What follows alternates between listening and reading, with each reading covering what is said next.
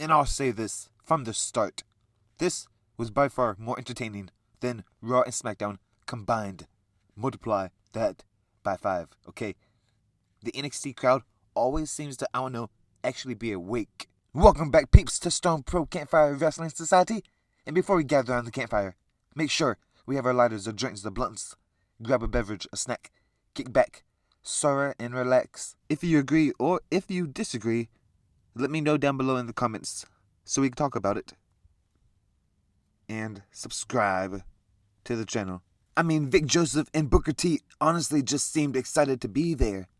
And the opening video package was done extremely well.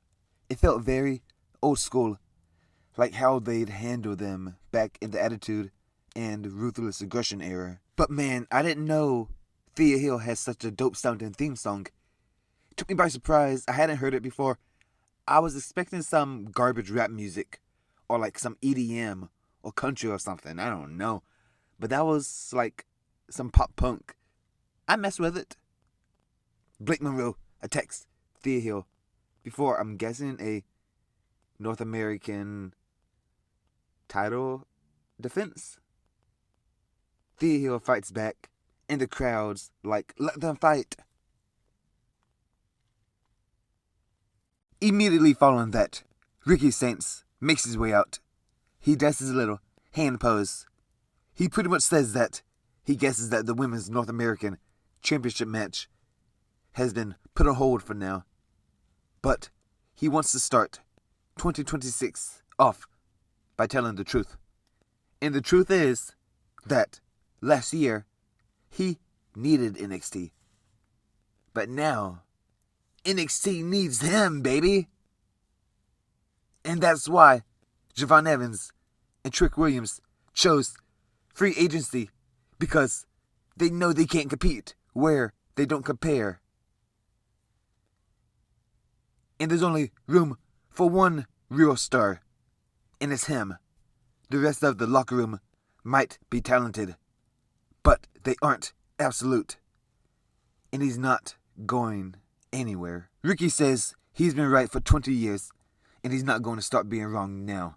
He frames NXT as natural-born stars versus the stars they're trying to create. He dismisses Leon Slater entirely and says if Leon wins, he'll deal with him in time.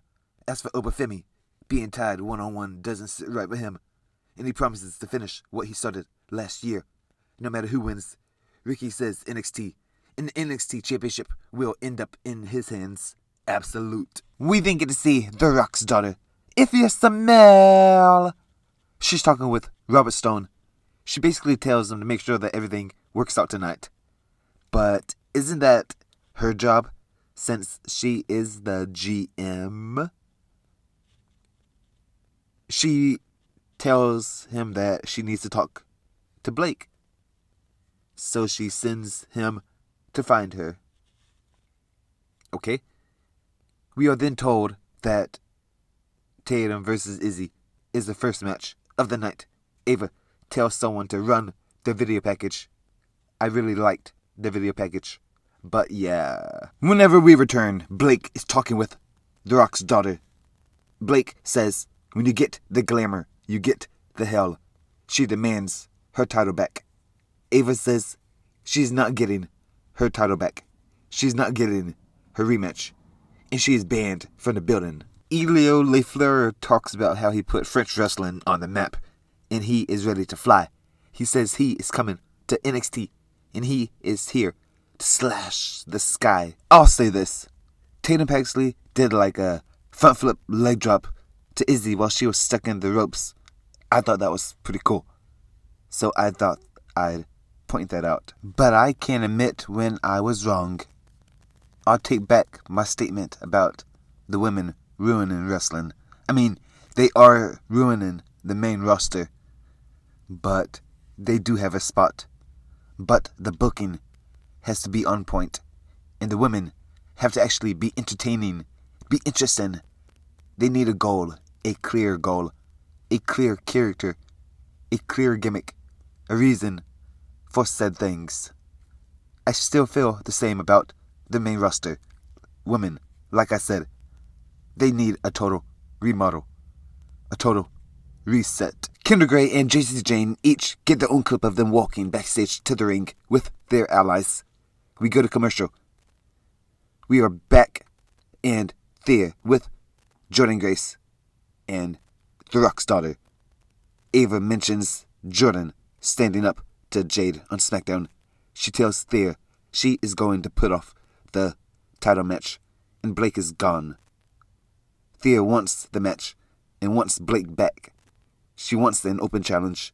Jordan convinces Ava to allow Thea to have the open challenge. Up next, the second match of the night. The NXT Women's Championship being defended against Kendra Gray. The NXT Women's Champion, Jacy Jayne, obviously wins after Fallon Henley holds on to Jacy after Kendra goes for a flatliner.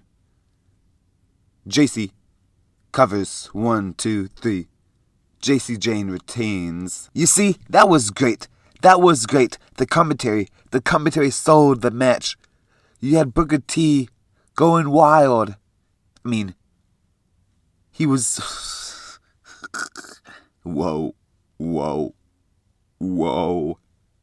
Bro had me dying. He had me dying. Ethan Page's self-congratulatory promo ended in total chaos when a wave of challengers, including Jasper Troy, Josh Briggs, and Channing Lorenzo, sparked a massive brawl. Then, a segment with Brad Jackson and Ricky ended when Hank and Take stepped in to stop them from hitting on Lola Vice, causing the Vanity Project to back off. And then, the main event, it was Oberfemi, I am the ruler, I am the leader, I am the conqueror, defeating TNA's Leon Slater to retain his title. After the match, Oberfemi shocked the world by leaving his NXT Championship belt in the middle of the ring, effectively relinquishing the title as he heads to the main roster. To be honest, peeps, I haven't seen enough of Leon, Ober, or Ethan to give my honest opinions, so I can't break down those segments. So I'm just going to give you the straight facts. The results. Oberfemi is officially moving on after a dominant win, leaving the gold in the ring. Ethan Page is still running his mouth, but he's got a line of killers. Well, I wouldn't really call them killers, but he has a line of challengers waiting for him. I'm giving this whole New Year's Evil episode of NXT a solid 8 out of 10. Agree? Disagree? Let's talk about it in the comments.